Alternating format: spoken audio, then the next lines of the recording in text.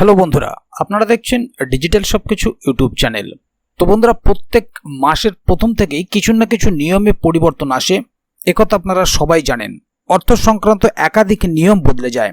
জুলাই মাসেও তার কোনো ব্যতিক্রম হয়নি। জানা যাচ্ছে জুলাইয়ে বদলে যাবে একাধিক নিয়ম, যে নিয়মগুলি সরাসরি প্রভাব ফেলতে পারে আমজনতার পকেটে। সিম কার্ড থেকে শুরু করে ক্রেডিট কার্ড বড় পরিবর্তনের নির্দেশ দিয়েছে ট্রাই ও আরবিআই। কমতে পারে রান্নার গ্যাসের দাম। এছাড়াও নিয়মের বদলের তালিকায় রয়েছে ব্যাংকিং, জিএসটি সহ আরও অনেক কিছু। এমনকি ভারতীয় রেলের রিজার্ভেশন সিস্টেমেও আসছে বড়সড় পরিবর্তন। তবে জুলাই মাসের পরিবর্তনগুলি সরাসরি প্রভাব যে সাধারণ মানুষের পকেটের উপর। এখন বিষয় হচ্ছে কি কি নতুন নিয়ম প্রকাশ্যে আসছে, সবাইকে কি এই নিয়ম মানতে হবে? তাহলে বন্ধুরা, আর দেরি না করে চলুন সম্পূর্ণ বিষয়টি জেনে নেই আজকের ভিডিওর মাধ্যমে। কারণ সম্পূর্ণ বিষয়টি জানা না থাকলে আজ না হয় কাল আপনাকে অসুবিধায় পড়তে হতে পারে। তো আজকের ভিডিওর মধ্যে আমরা এই বিষয়গুলি তুলে ধরবো, সে কারণে ভিডিওটি খুবই গুরুত্বপূর্ণ হতে চলেছে। তাই ভিডিওটিকে কোথাও স্কিপ না করে সম্পূর্ণ ভিডিওটি প্রথম থেকে শেষ অবধি পুরোটাই দেখবেন, যাতে করে কোনো জায়গায় কোনো আপডেট আপনার মিস না হয়ে যায়। এছাড়াও আপনি যদি আমাদের চ্যানেলে প্রথমবার হয়ে থাকেন তাহলে অবশ্যই চ্যানেলটিকে সাবস্ক্রাইব করে বেল আইকনটি প্রেস করে অল নোটিফিকেশনে ক্লিক করে দেবেন, যাতে করে আমাদের চ্যানেলে যখনই কোনো নতুন ভিডিও আপলোড হবে তা সরাসরি আপনার কাছে পৌঁছে যায়। তো চলুন দেখে নেওয়া যাক একে একে পরিবর্তনগুলি। এলপিজি সিলিন্ডারের দামে বদল। এলপিজি সিলিন্ডারের দাম প্রতি মাসের প্রথম তারিখে আপডেট করা হয়, কারণ রাষ্ট্রায়ত্ত তেল কোম্পানিগুলি প্রতি মাসের শুরুতেই রান্নার গ্যাসের দাম সংশোধন করে।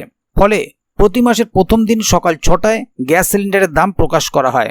গত জুন মাসের শুরুতেই বাণিজ্যিক গ্যাস সিলিন্ডারের দাম কমেছিল। রাজনৈতিক বিশ্লেষকদের একাংশের দাবি, লোকসভা ভোটে বহু জায়গায় খারাপ ফল হওয়ায় এলপিজির দাম কমাতে পারে নরেন্দ্র মোদীর নেতৃত্বাধীন এনডিএ সরকার। তাই মাসের শুরুতে সিলিন্ডারের দাম কমানো হবে, বাড়ানো হবে নাকি অপরিবর্তিত থাকবে তা এখনও অজানা। এটিএফ ও সিএনজি পিএনজি রেট। রান্নার গ্যাসের পাশাপাশি মাসের প্রথম দিনে প্রকাশিত হয় সংশোধিত বিমানের জ্বালানি এটিএফ ও বায়ো জ্বালানি অর্থাৎ সিএনজি পিএনজি রেট। প্রথমটির দর কমলে সস্তা হতে পারে উড়ান টিকিট। এছাড়া অটো সহ বেশ কিছু যানবাহনে ব্যবহার করা হয় সিএনজি। ফলে এর দর বাড়লে মধ্যবিত্তের পকেটে পড়বে টান। বদলে যাবে সিম কার্ডের নিয়ম। চলতি মাসে মোবাইল সিম কার্ড নিয়ে নতুন নিয়ম জারি করা হয়েছে। জুলাই মাসের প্রথম দিন থেকে বদলে যাচ্ছে সিম কার্ড পোর্টের নিয়ম। নতুন নিয়মে সিম কার্ড চুরি বা নষ্ট হলে সঙ্গে সঙ্গে মিলবে না নতুন সিম কার্ড। এর জন্য ব্যবহারকারীকে অপেক্ষা করতে হবে অন্তত 7 দিন। আগে সিম কার্ড চুরি বা নষ্ট হয়ে গেলে দোকান থেকে সঙ্গে সঙ্গে সিম কার্ড পাওয়া যেত, কিন্তু এখন এর লকিং পিরিয়ড বাড়ানো হয়েছে। Telecom regulatory authority of India অর্থাৎ ট্রাইয়ের দ্বারা জারি করা নিয়মগুলি 1 জুলাই 2024 থেকে কার্যকর হবে। মার্চ মাসে ট্রাই এই সংক্রান্ত একটি বিজ্ঞপ্তি জারি করেছিল। তথ্য অনুযায়ী জালিয়াতি এবং কেলেঙ্কারির ঘটনা বন্ধ করতে এই নিয়মগুলি কার্যকর করেছে ট্রাই।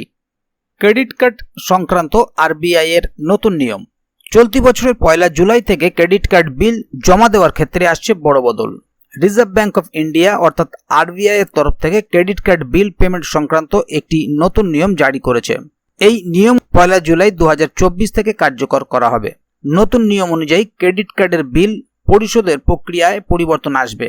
1 জুলাই থেকে সমস্ত ক্রেডিট কার্ড পেমেন্ট বিবিপিএস অর্থাৎ ভারত বিল পেমেন্ট সিস্টেমের মাধ্যমে করতে হবে, এমনই নির্দেশ দিয়েছে আরবিআই অর্থাৎ রিজার্ভ ব্যাংক অফ ইন্ডিয়া। এর ফলে ফোনপে, ক্রেডিট, বিল ডেস্ক এবং ইনফিবিম অ্যাভিনিউ এর মতো ফিনটেক প্ল্যাটফর্মগুলিতে এর পরিবর্তনের সরাসরি প্রভাব পড়বে। জিএসটি আইনে বড়সড় পরিবর্তন। জিএসটি আইন সংক্রান্ত নিয়মেও পরিবর্তন হতে চলেছে, যা ব্যবসায়ীদের লাভবান করবে। ইনপুট ট্যাক্স ক্রেডিট অর্থাৎ আইটিসি এর সুদ 18% থেকে কমিয়ে 12% করা হয়েছে।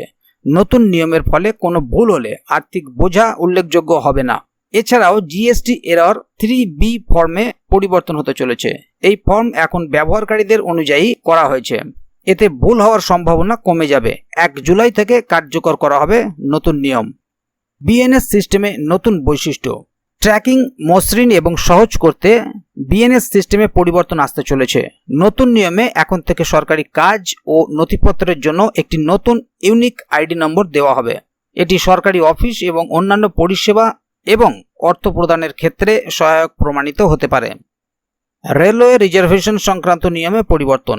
ভারতীয় রেল টিকিট বুকিং এবং নিশ্চিতকরণের বিষয়ে একটি বড় পদক্ষেপ নিয়েছে।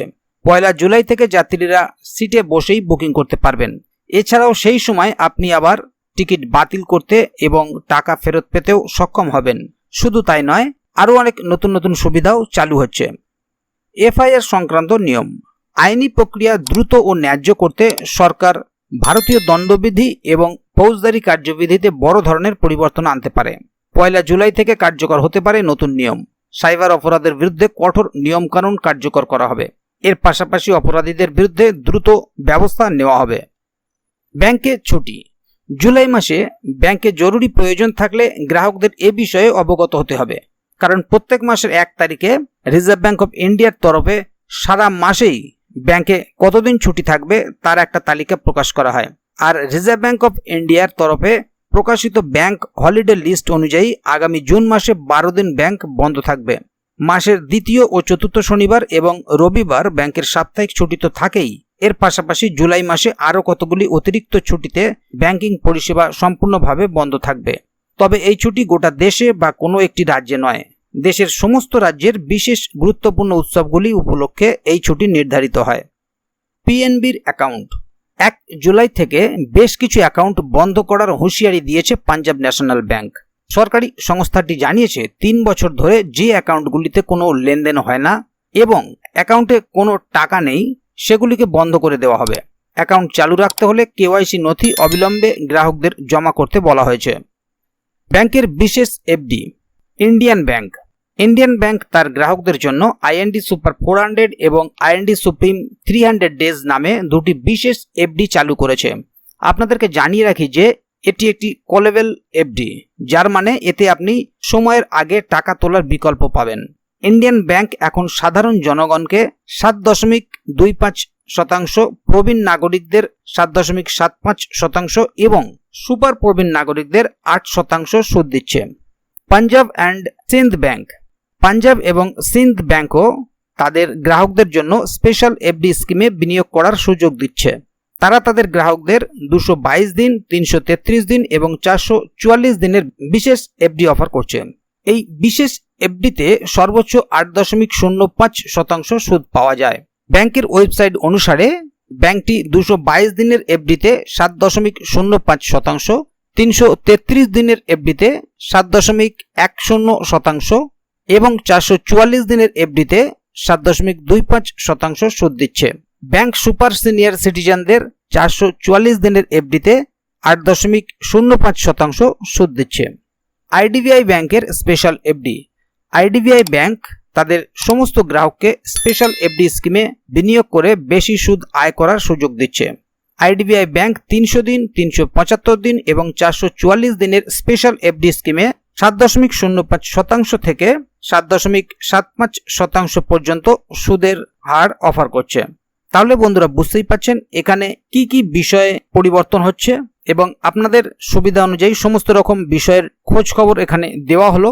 এ বিষয়ে আগামী দিনে যদি আরও কোনো আপডেট আসে তাহলে অবশ্যই আপনাদেরকে জানিয়ে দেওয়া হবে এই চ্যানেলের মাধ্যমে। সে কারণে চ্যানেলটিকে সাবস্ক্রাইব করে অবশ্যই চ্যানেলের সঙ্গে থাকবেন, যাতে করে এ বিষয়ে আগামী দিনে কোনো আপডেট আসলে তার সরাসরি আপনার কাছে পৌঁছে যায়। ভিডিওটি সম্বন্ধে আপনার মতামত অবশ্যই কমেন্ট বক্সে লিখে জানাবেন। ভিডিওটি ভালো লাগলে অবশ্যই একটি লাইক দেবেন এবং বন্ধুদের জানার সুবিধার্থে ভিডিওটিকে শেয়ার করবেন, যাতে তারাও বিষয়টি সম্বন্ধে জানতে পারে। তো বন্ধুরা, আজকের গুরুত্বপূর্ণ ভিডিও আপডেটটি এখানেই শেষ করছি। ভিডিওটি শেষ পর্যন্ত দেখার জন্য অসংখ্য ধন্যবাদ। আবার দেখা হবে আগামী ভিডিওতে। ততক্ষণ পর্যন্ত ভালো থাকুন, সুস্থ থাকুন। ধন্যবাদ।